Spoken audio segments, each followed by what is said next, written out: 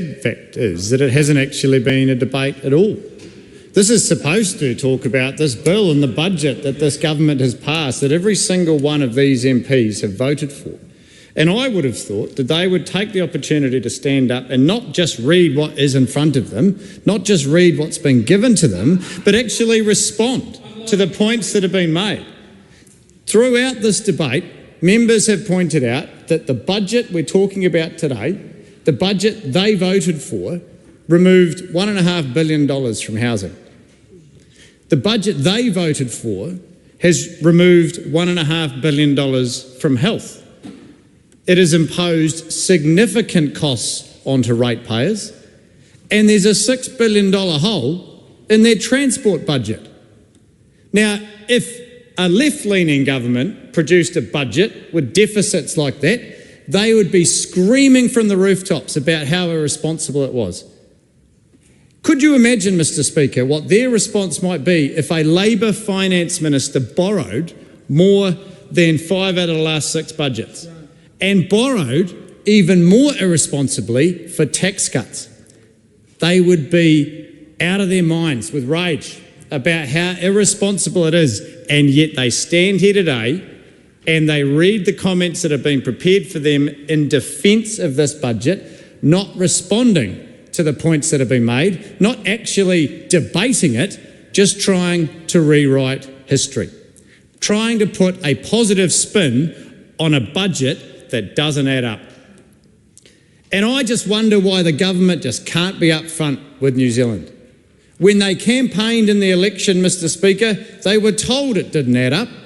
Everyone said it didn't add up, not just other politicians, but economists and bankers. It just doesn't add up. Oh, no, it adds up, they told us. They knew it didn't add up. And then they delivered a budget where they had to borrow more than 5 of the last 6 budgets. That's responsible, supposedly, Mr. Speaker. And then they call around and they look New Zealanders in the eye and they say, we have not borrowed for tax cuts. It's just not true. Listen to the independent people if you don't believe us. They're saying that it is a fallacy, and yet they look New Zealanders in the eye and they say so. So they stand in the House, as they have many times before, and they celebrate the fact that there are fewer people in emergency housing. Where have they gone? Not into houses that they've paid for, not after pulling $1.5 billion out of the budget, Mr. Speaker, and not after making the criteria more difficult to reach in order to qualify for emergency housing. And it was quite telling today. One of the questions trying to celebrate lower numbers of people in emergency housing was how much money have we saved as a result? And there it was. That is exactly what sums up their approach. It's all about the money. It's not about well-being. It's certainly not about the working people of this country. In fact, it's not about most people in this country. For them, they're quite happy to stand up and gaslight the country and tell them everything's okay and tell them that they're good at balancing the books when it's not okay and they haven't balanced diddly squat. Nothing in this budget matches up to the PR spin that we've heard from the government members today. They have withdrawn so much money out of the housing budget that they are only projecting to fund 750 homes a year. 750. Shame. Last year, Kaingaora alone built 5,000. These guys have stripped money from Kaingaora and have stopped them building houses. Homeless rates will rise. So will poverty, so will crime, because they had to find a way to pay for tax cuts for landlords. That's right. Everywhere you look, there are examples where that money would have made a material difference to people's lives, and they've given it as a tax break to landlords.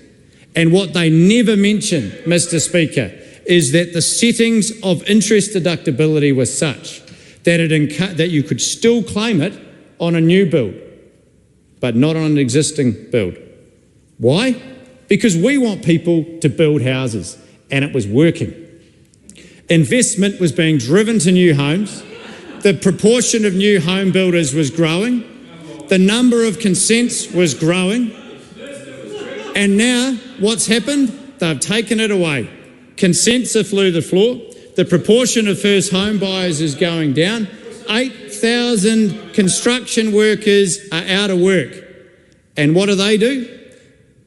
Not take responsibility, Mr. Speaker. They blame absolutely everybody else, everyone that they can see except themselves. Yet this is a direct result of decisions that they have made. That's right. They don't front up. No. They certainly don't defend their decisions. Go anywhere in the country and talk to health workers. You saw it on the news tonight. We've seen it in the news for the last few months. This is the worst state that they have seen the health sector to be in. And it was only a few years ago, and they laugh. And that is the typical arrogance that we can expect from Matt Ducey and others when we are relaying the accounts of health professionals, Mr. Speaker, and they laugh. That's the arrogance. That is the arrogance that we can expect from this government. They don't care. When they are confronted with facts, like the nurses at Masterton Hospital that say that they are 40 nurses short and they are not allowed to recruit, and what's their response? There's no hire freeze at all. One of them's not telling the truth, and I bet it's not the workers. I bet it's not the nurses, and I bet it's not the patients who are having to wait at EDs all around the country longer than they ever have because there aren't enough workers because they've cut $1.5 billion out of the health sector. Everywhere you look, Mr. Speaker, they are scratching around for money to fill the hole that they themselves created. The previous speaker spoke at length of National Party roads of significance, didn't talk about whether they were funded or not. And I'll tell you why, Mr. Speaker, because they're not. A $6 billion hole. They've gone around the country in order to get elected, telling regions everywhere that they're going to build them a new road, except I note for them in the South Island, not a single road of National Party significance in the South Island. Matt Ducey's quiet now. There's a $6 billion hole because they promised too much and now they need to fill it. And what are they going to do? They're going to sting the people that they have the arrogance to look in the eye and say that we're looking after you. And no better example than this than the Manawatu-Tararua Highway. They've even tried to claim credit for something that was nothing to do with them. Simon Bridges closed the Manawatu Gorge for safety reasons back in 2017, and their proposal as an alternate, as a replacement, was the Saddle Road. That's all the National Party ever did. They never put up plans and they certainly didn't fund it. And that's a fact. And they can write as many columns and post it around telling people that they started it. It's not true. Yet here we are, looking at a road, a replacement highway that is 9 months from completion, that is going to be a game changer for this region, that the region has waited patiently for 7 years. It is the largest earthworks project in the country, Mr. Speaker, and it's going to make all the difference to that region. And this government, because they can't make their books balance, because there is a $6 billion hole in their transport budget, have decided to put a toll on them. $4.30 one way, $8.60 if you're going to Palmerston North to work. What good is a $2.50 tax cut when the government's going to turn around and put $8.60 on those households? The median income in the Tararua district is $26,000, and they want to sting these good people to the tune of $40 a week because they can't make their books balance. It's a disgrace. It's an act of bad faith. There was a public meeting in Woodville last Tuesday. 2 National Party MPs were there, Mike Butterick and Suze Redmayne. And at no point did they stand up and say, I will join you and oppose this poll.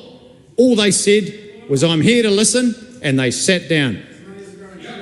Those people are going to be stung because there's no one in the government that's fighting their corner. And all they have to say is, we're listening. Well, prove it. Prove it. Prove it that you're listening and scrap this ridiculous toll. This is going to hurt people. This is what this budget is actually about, Mr. Speaker. It's not about all the big claims that they've made. It's not about all the untruthful claims about budget responsibility. It's actually about the impact on real people. That's right.